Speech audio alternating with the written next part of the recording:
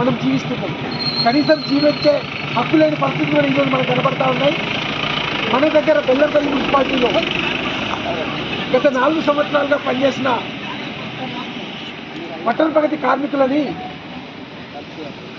సంవత్సరం నుంచి వాళ్ళ ఉద్యోగాలు లేకుండా వాళ్ళని నిర్దాక్షిణ్యంగా పక్కన పెట్టిండ్రు. దానికోసం మనందరం కలిసి కొట్లాడితే దాన్ని ఎమ్మెల్యే స్థాయి వరకు తీసుకుపోయి కొట్లాడితే వాళ్ళకి టెండర్ వేసి మేము ఉద్యోగాలు తీసుకుంటామని చెప్పి యాజమాన్యం ప్రకటించింది.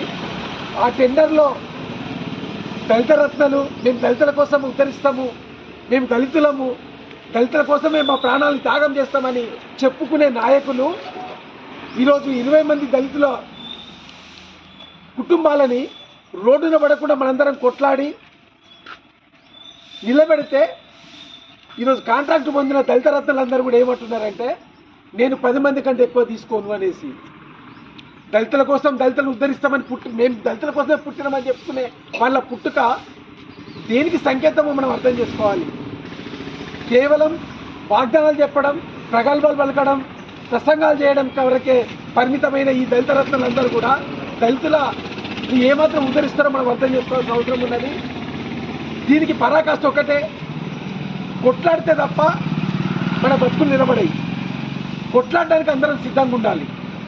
కొట్లాడకుండా మోచేతి నీళ్ళు తాగుతాం అనే కొంతమంది లుచ్చాగాలు చేయబట్టే ఈరోజు ఆ 20 మంది రోడ్డున పడ్డారు. కాబట్టి ఖచ్చితంగా మన హక్కుల కోసం మనం ఎట్లయితే కొట్లాడతామో మన బాధ్యతలు కూడా అట్లే ఉండాలి.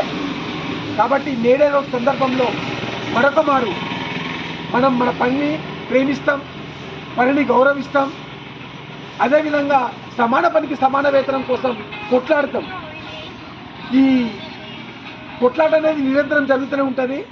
కార్మిక హక్కుల కోసం, కార్మికుల ప్రయోజనాల కోసం ఖచ్చితంగా కొట్లాడితేనే మన బతుకులు నిలబడతాయి. కాబట్టి అందరం కూడా మరొక మారు ప్రతిజ్ఞ తీసుకుందాం.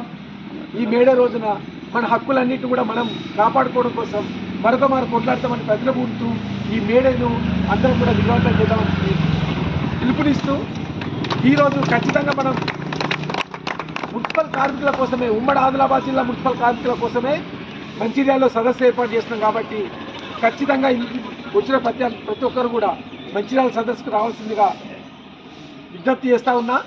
ఖచ్చితంగా అందరూ కూడా రండి. అక్కడికి వస్తే ఇంకా మనకంటే పౌర హక్కుల వాళ్ళు వస్తున్నారు, మానవ హక్కుల వేదిక వాళ్ళు వస్తున్నారు.